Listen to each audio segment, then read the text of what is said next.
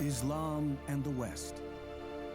Ideas and peoples, distant and so very close. 1400 years ago, Mohammed converted the peoples of Arabia to the faith in the one God. The book he gave the world changed history. No religious movement has ever grown so fast.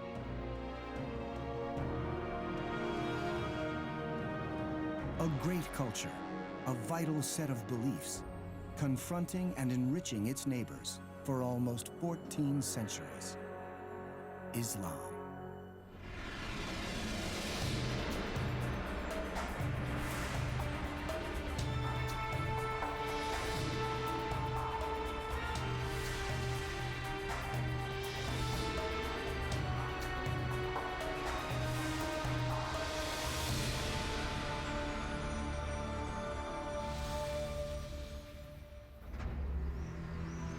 Gibraltar, the closest point of Africa and Europe.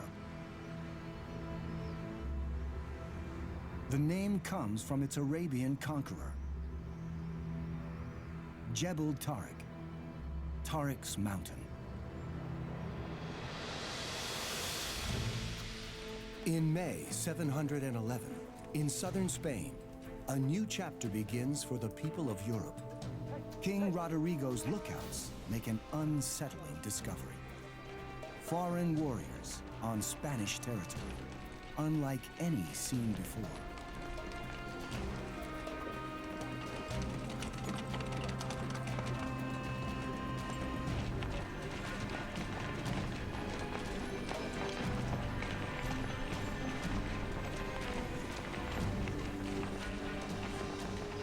But the rulers here are themselves not Spanish. They're Visigoths, migrants from distant Russia.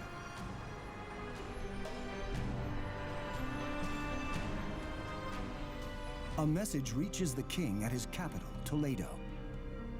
Rodrigo trusts in his God to defeat the foreigners. His authority is weak. A victory over the invaders is just what he needs.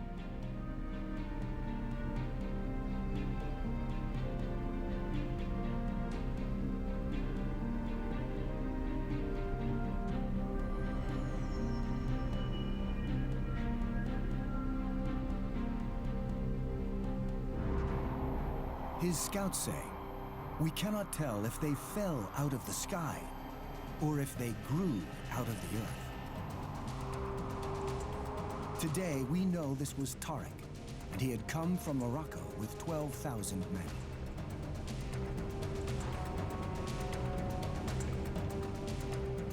According to legend, Tariq burned his ships after crossing.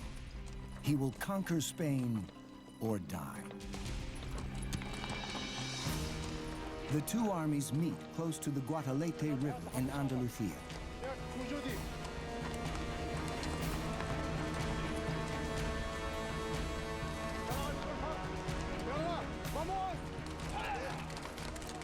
This battle will decide the fate of the Iberian Peninsula for centuries to come.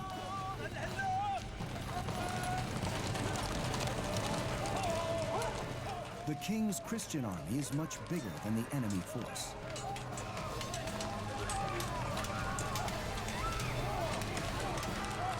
But it is roundly defeated.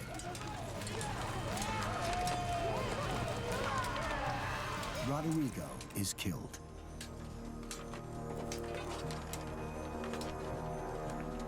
Within a few years, Tariq's successors will have conquered all of Spain. They bring their beliefs with them. The Prophet Mohammed and the one God they call Allah.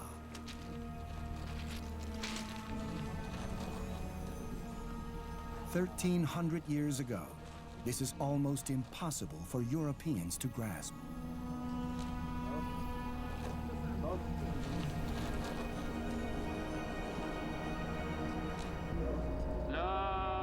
La ilaha illallah. There is no God but God, the Muslim creed. Jews and Christians too believe in the one God. Islam is founded in the region where the Jewish and Christian religions also emerged, the Near East.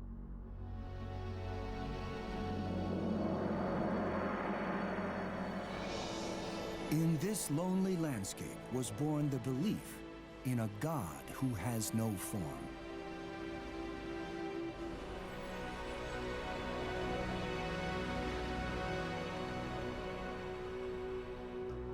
The Jewish holy book, the Torah, tells of a man who discovers God and submits to his will. This is Abraham. He is said to have lived 2,000 years before Christ. To test his faith, God gives him a terrible order: to sacrifice his beloved only son.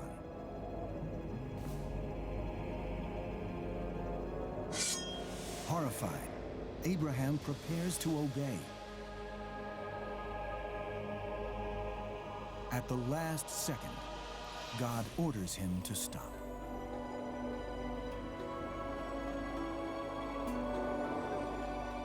Abraham's unconditional obedience to God's will makes him a key figure in the Jewish, Christian, and Muslim faiths. All three prophetic religions that refer back to Abraham believe in Abraham's one God. This really is the same God. Allah is the name of God, even for Christian Arabs. When they pray to God, they pray to Allah, the creator and perfecter of mankind. But the life of this great common ancestor also contains the seeds of conflict. Abraham is an old man when God first foretells the birth of a son. This seems impossible, for his wife Sarah is too old to bear a child. So the slave girl Hagar will help Abraham fulfill the prophecy. She brings his first son Ismail into the world. But then Sarah too becomes pregnant. A drama of jealousy seems all too likely. That's how the Bible tells it. God forces Abraham to banish Hagar and Ismail into the desert.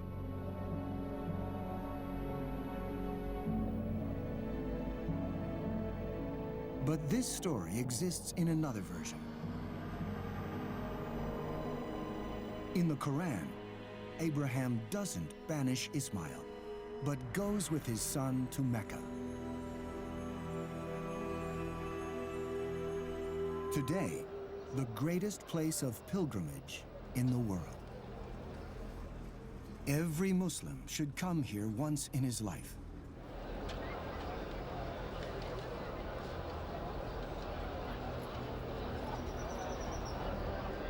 The faithful want to get close to the Kaaba. This cubic edifice was constructed in biblical times, according to Muslim tradition.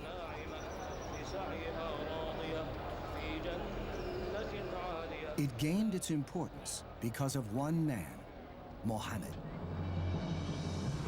No one knows what he looked like. Muslims have always been reluctant to portray him.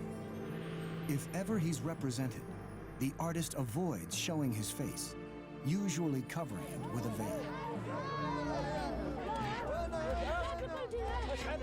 Mecca in the year 600, a bustling trading post on the caravan route that crosses the Arabian Peninsula from south to north.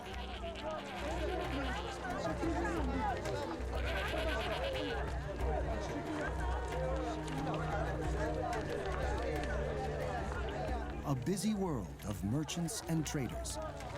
Mohammed grows up and works here, learning a trade that fits his surroundings, moving and selling goods. Precious goods like incense, wool, and salt from southern Arabia to the cities of Syria. He's from a good family, but orphaned and with no money. All that changes with marriage. Khadija bint Huwaydid is a wealthy 40-year-old widow, a respected citizen of Mecca. She proposes to the 25-year-old Mohammed. For him, it means social advancement and the start of a happy relationship that will bring 7 children. Just 4 daughters will survive him. Khadija was the first wife of the Prophet, peace be upon him, and the first successful businesswoman in Islamic history. So for me and other women in Islam, she's a great role model. For those times, she built up a significant trading empire. Her connections reached from Syria, through the Yemen, even as far as Abyssinia. But the wealth of Mecca's citizens does not depend solely on trade. Close to the market, there has been a place of pilgrimage since ancient times, Al-Kaaba. Several different gods are worshipped here. According to Islam, Abraham built the shrine that is here.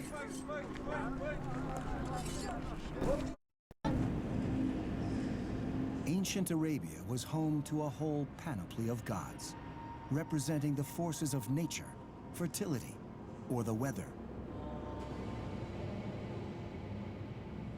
The Jewish and Christian traditions are well represented too.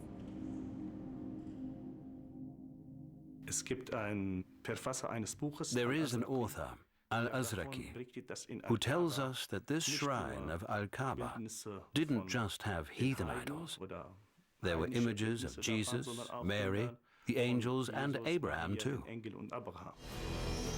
And this is why Arabia is bordered by 2 mighty empires, the heathen Persian Empire and the Christian Byzantines, vying for control over the whole of the Near East. The Byzantine Empire is a glittering civilization. Christianity has long been the state religion. The empire's theologists gave the faith the form it has to this day.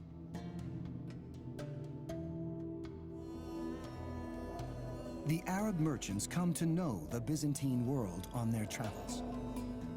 Their caravans deliver incense from southern Arabia to the churches of the Near East.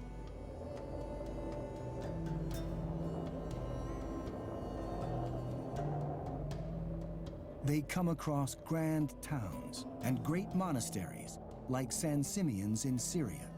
This is nothing like their world.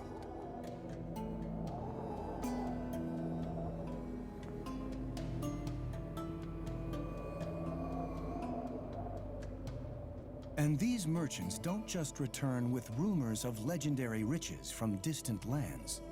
They also import Byzantine Christianity to Arabia.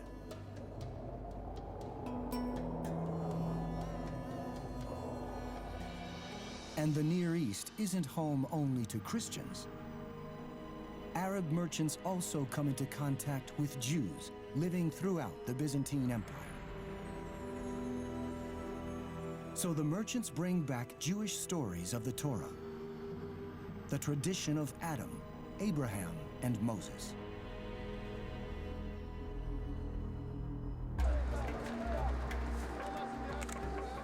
Different religions coexist peacefully in Mecca. Each Bedouin tribe worships its own deity at the Kaaba, so there's no let-up in the steady stream of pilgrims. It makes for a regular source of income for the people of Mecca.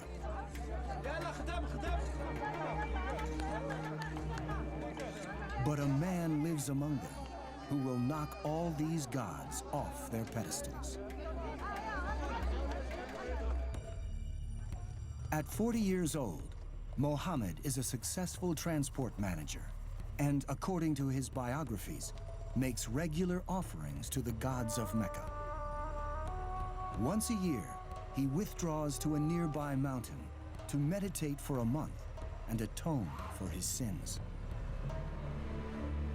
And this is where it happens. The event that will change his life and later the world. One night, so it is told, a stranger walks into his camp. Only later does Muhammad realize that this stranger was the Archangel Gabriel. The angel has a message for him, a text from God. And though Mohammed cannot read, he is able to understand the message. The meetings continue for 20 years. Then, the revelations are complete. The birth of the Koran. For Muslims, Mohammed is not its author, but the recipient of a divine message. The Quran did not come to us in written form. This text came from heaven, and it is the word of Almighty God. It was sent down to Muhammad, peace be upon him, through the Archangel Gabriel, who poured it into Muhammad's heart so that he could spread the word in Arabic. The Quran was transmitted verbally, and Muhammad received it from Gabriel, who in turn received it from God.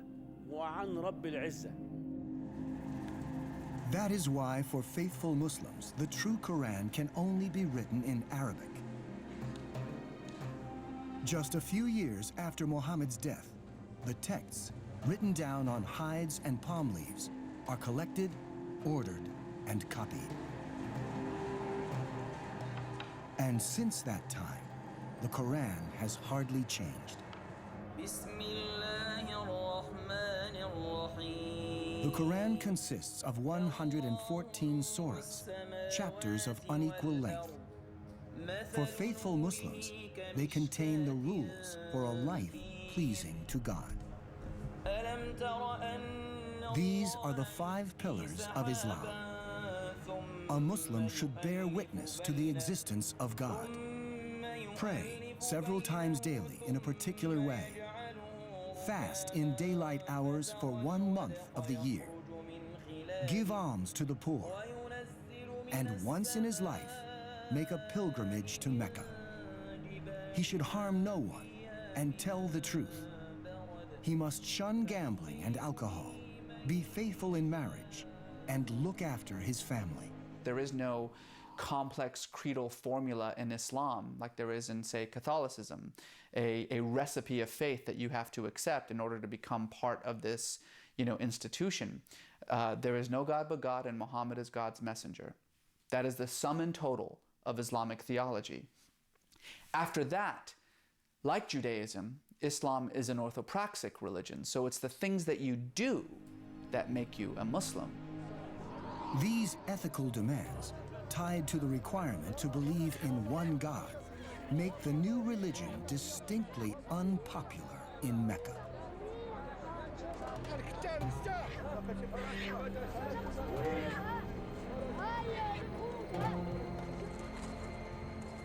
Muhammad's furious campaign against the heathen gods stirs up a hornet's nest. This well-known local merchant has become a dangerous troublemaker, out to ruin the lucrative pilgrim trade.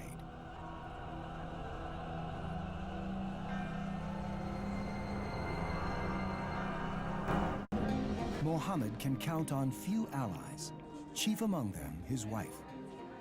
It's clear from the earliest accounts that she is the most important person in the Prophet's life.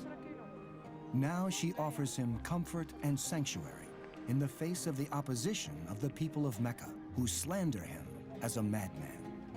She is the first person to believe his message. Muslims still call her the mother of the faithful. To the end of her life, her high social standing will provide him with protection. But when Khadija dies, Muhammad's position in Mecca becomes untenable. In 622, he quits his homeland with a few faithful followers, a defeat that will turn into his greatest triumph. That's why the Hijra, Muhammad's exodus, is counted as the beginning of the Islamic calendar. Muhammad moves to Medina, nearly 200 miles away, where his message will fall on more fertile soil. Mohammed knew that the situation in Medina was unstable. There was conflict and war between the tribes, and they needed a mediator. Mohammed was welcomed as a mediator, and that was the start of his great success as a statesman. His charisma allows him to reconcile the warring Bedouin tribes. Mohammed gives them a common faith and a book of laws, proclaiming equality for all. Medina is the kernel of a new civilization.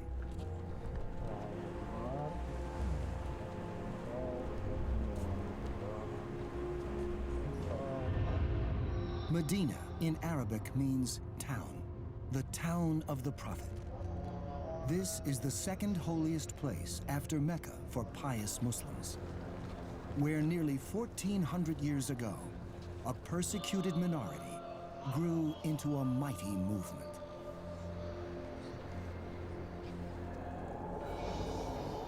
Muhammad unites the tribes under his command and crushes opposition by force. But he knows his success can't last unless he can gain control of Mecca, Arabia's economic and religious center. A few years after his escape, Muhammad returns at the head of an army and conquers the town of his birth. He's merciful to the inhabitants, for his goal is a permanent alliance of Bedouin tribes in the Arabian Peninsula. And for that, Mecca is the key.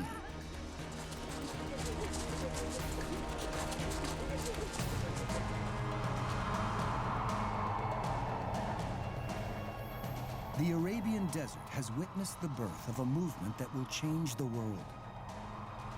Its followers are inspired by a prophet who has become a powerful general. His vision has immediate political consequences. By unifying the Arab tribes, he has created a nation and established a third center of power in the region.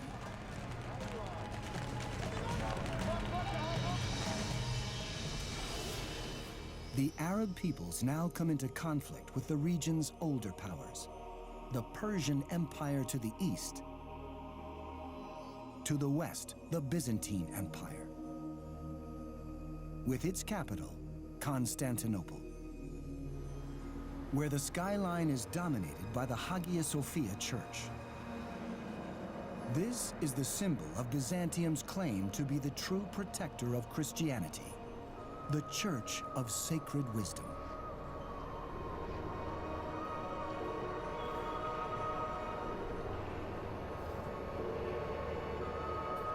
But the empire is waning, weakened by its struggles with Persia.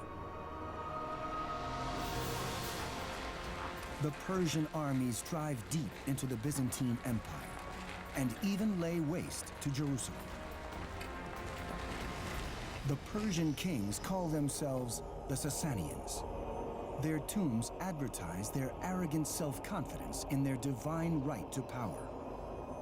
This relief shows a god handing a ring to the emperor, the symbol of his claim to rule the whole world.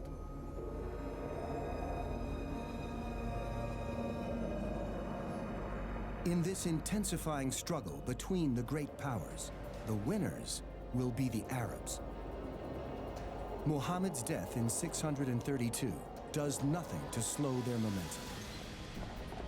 Arab armies surge northwards. It's a mass uprising, fueled by religious zeal. That's one theory. Or is there a simpler explanation? Of course, they were not ideological warriors. They were Bedouins, and they robbed and plundered. Imagine these poor, starving soldiers.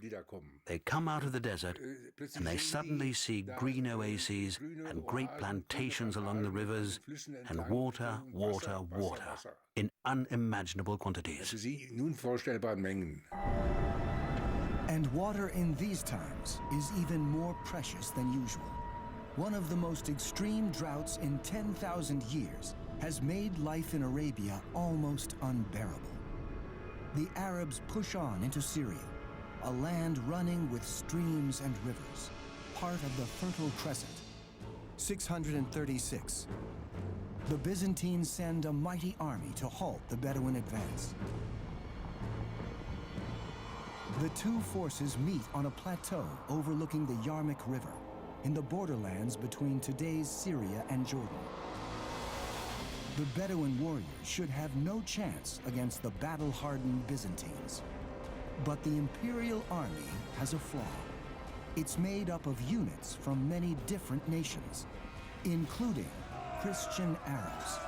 Facing an enemy who speak their own language, they change sides and seal the doom of the Byzantine force.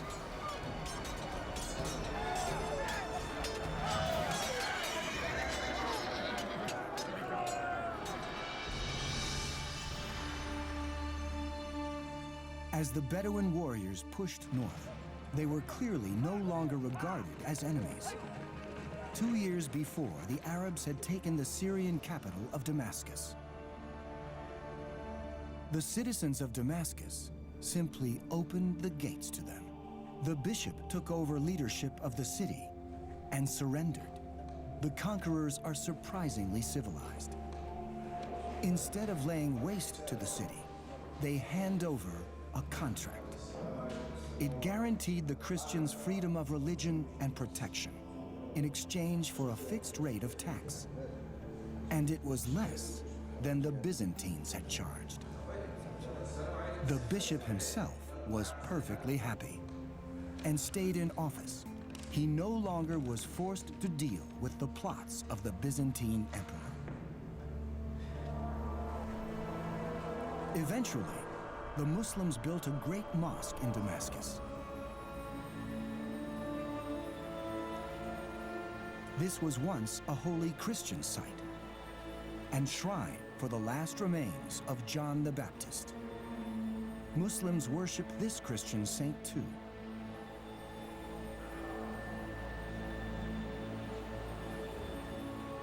Perhaps that's one reason Islam is relatively welcome here.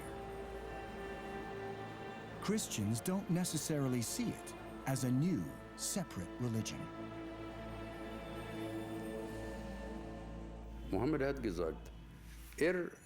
Mohammed said he wasn't bringing a new religion, but the continuation of all religions before him, from Adam to Muhammad. That's why Mohammed accepted Christianity and Judaism. Adam, Abraham, Moses, Solomon, and above all Jesus, names the Koran cites with reverence, all valued as prophets and heralds of the true faith. One of Muhammad's first biographers tells a fascinating story from the prophet's youth. It's set in Basra in Syria. In the 7th century, this is a teeming provincial city in the Byzantine Empire. The young orphaned Muhammad accompanies his uncle, Abu Talib, there on a business trip. In Basra, there are Christians.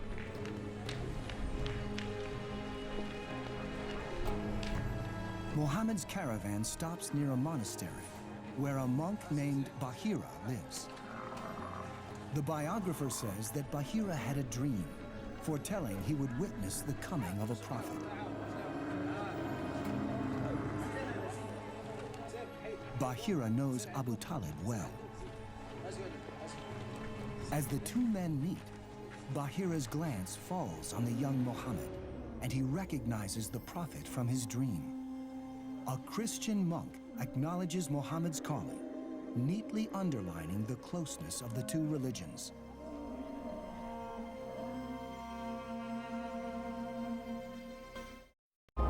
Isa ibn Maryam, Jesus, son of Mary, is the most important prophet before Muhammad. The Quran describes Jesus as the Messiah and as a miracle worker. His birth, the Quran and St. Luke's Gospel agree, was announced to the Virgin Mary by the Archangel Gabriel.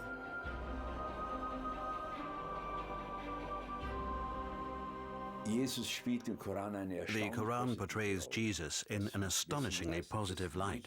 That's something most Christians don't know. Jesus is never mentioned negatively. But Mohammed vehemently rejected Christians who built up a theology with the help of Greek philosophy that was extremely exaggerated. He protested that this turned a man into a god. The four Gospels of the New Testament left space for different interpretations, leading to furious disputes in early Christianity. The Byzantine emperor forced through his preferred doctrine. Jesus is truly God and a real person at the same time. Many Christians preferred the interpretation of Bishop Arius, who denied the divinity of Jesus. The idea that Jesus was simply a prophet sent by God was not Mohammed's invention.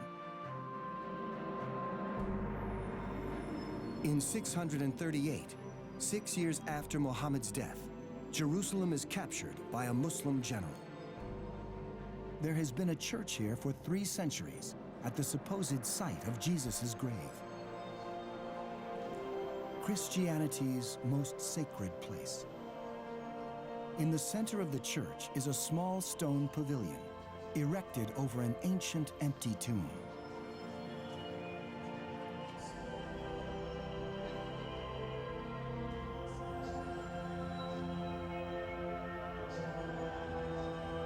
Arching over the grave, a mighty dome, resting on an 8-sided pediment. An architectural model also found in another great building nearby, the Islamic Dome of the Rock. The Arab conquerors constructed this building with the help of Byzantine architects, the oldest sacred building of the Islamic world.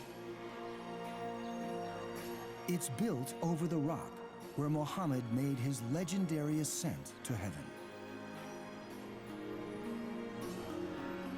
Above it, inscriptions in the dome include one that reads, "Jesus, Son of Mary, is but the servant of God."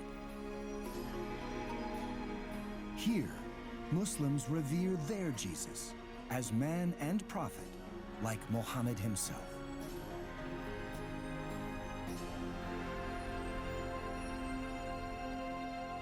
In one decisive point, the Koran departs from the Gospels. It rejects the crucifixion. Jesus ascends unharmed into heaven. The Quran has no time for the idea that Jesus could be executed like any other human being. He was seen as too great for that to be possible.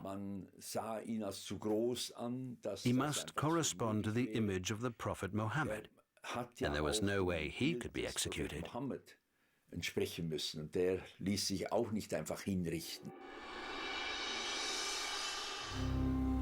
The Prophet died a natural death on the 8th of June, 632. He was buried in Medina.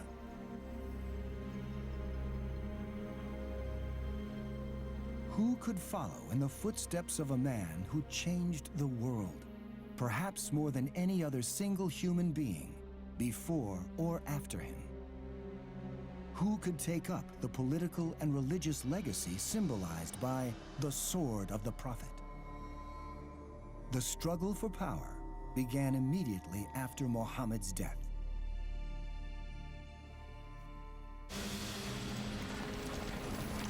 For 30 years after Muhammad's death, relatives and tribal leaders vie for the post of Caliph, his successor.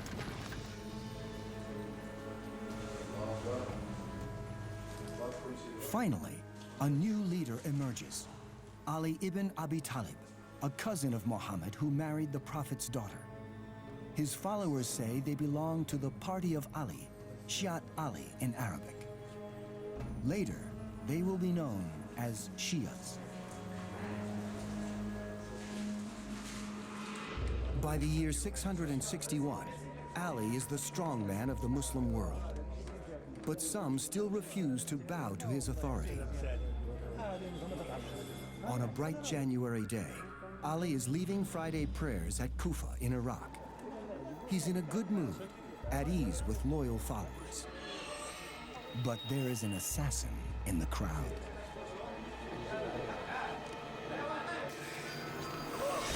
At first, the stab wound seems a mere scratch, but the dagger is poison.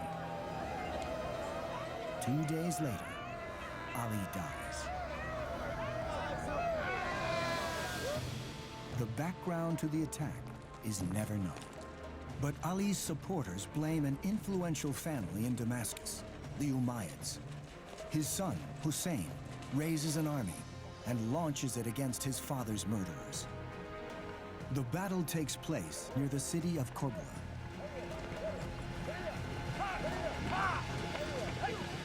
Hussein's army deserts him.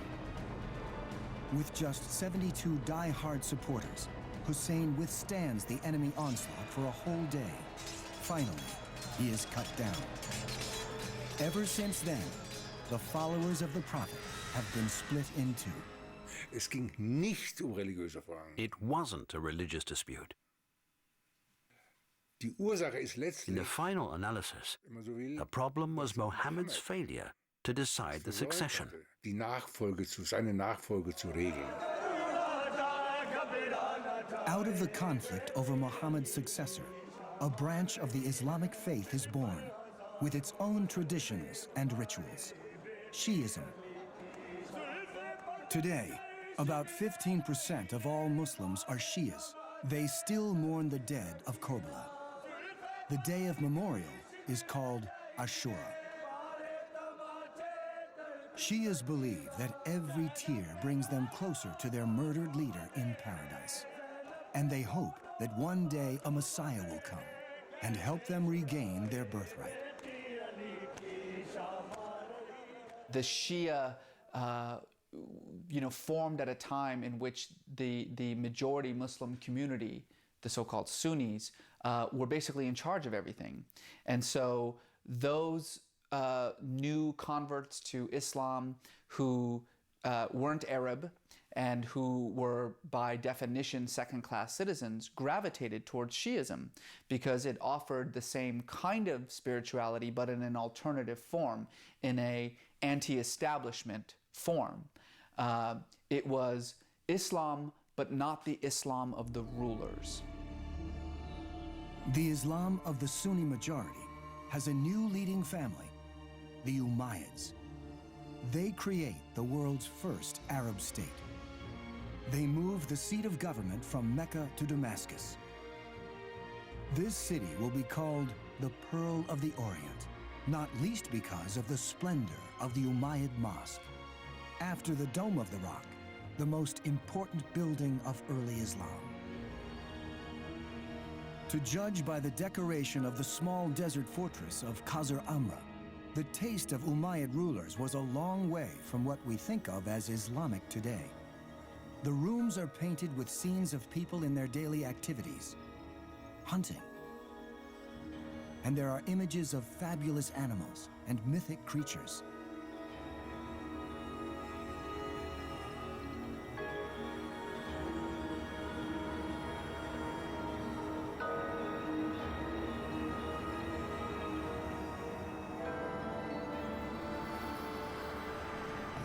But the days of this first Muslim dynasty are numbered. Around the year of 750, the Umayyads are deposed by another dynasty. For hundreds of years, the center of power in the Islamic world will lie far to the east. Here, in the 8th century, a great city is born with no equal on earth: Baghdad. Built by invading Arabs on the glories of the defeated Persian Empire.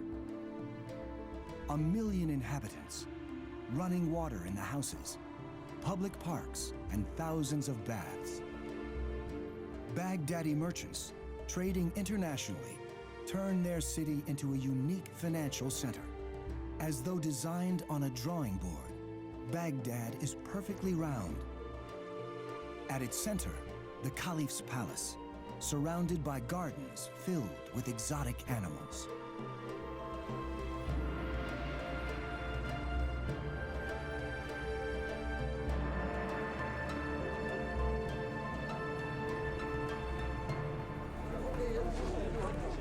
But Baghdad isn't different from Damascus just in size. Dozens of languages can be heard in its streets. A whole variety of peoples come together here.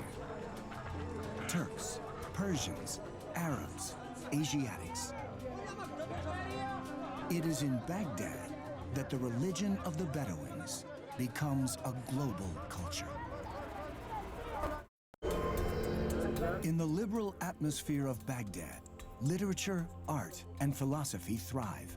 Here, people who call themselves Mutazilites dare to claim that God can be recognized through pure reason, without the revelations of the Quran, an outbreak of free thought triggered by the texts of the Greek philosophers. But the traditional Quranic scholars can't stand the Mutazilites.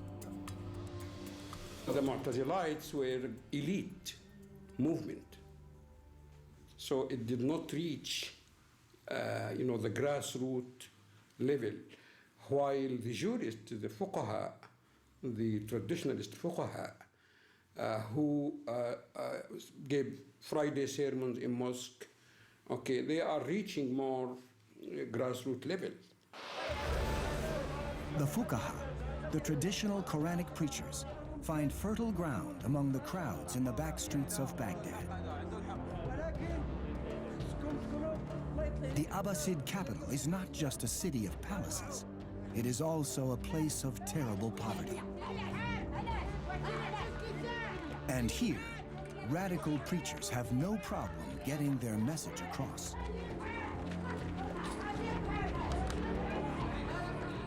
They are so effective as rabble-rousers that even the caliphs have to submit to their demands. At the end of Baghdad's golden era, the Quran became unchallengeable, as it remains today. Mohammed gave the world a book. He could no longer influence how people would read it, nor the route it would take into history. But with this book, he changed the world. The Prophet Mohammed is an epoch-making figure, simply politically for unifying the Arabian Peninsula in just a few years.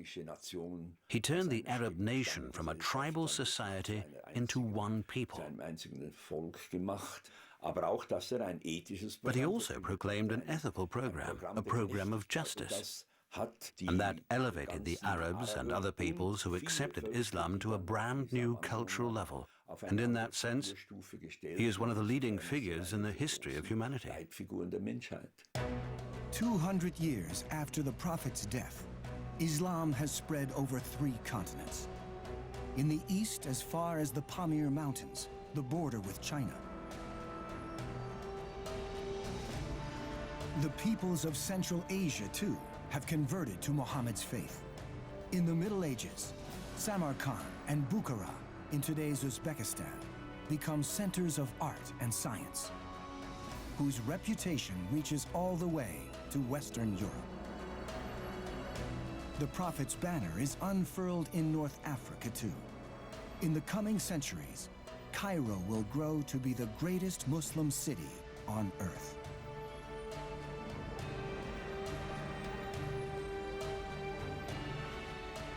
Muslim armies spread along the Mediterranean coast as far as the Atlantic. From there, they make the leap to Europe. They occupy Spain.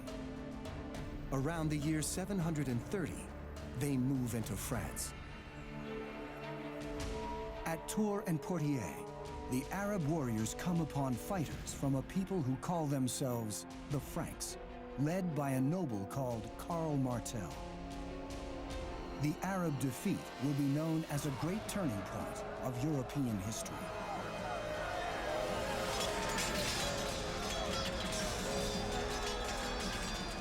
Today, historians doubt whether the Arabs really planned to conquer Northern Europe. Probably, this was a small Muslim force, only interested in plunder. But most of Spain will remain under Muslim rule for centuries. This is the start of a glorious era in which Muslims and Christians live together in peace. Arab scholars return lost ancient knowledge to the West, vastly enhanced by their own studies. Science and the arts experience a boom. This is the crucial impulse for the rise of intellectual life in Europe. The golden age of Islamic culture has begun.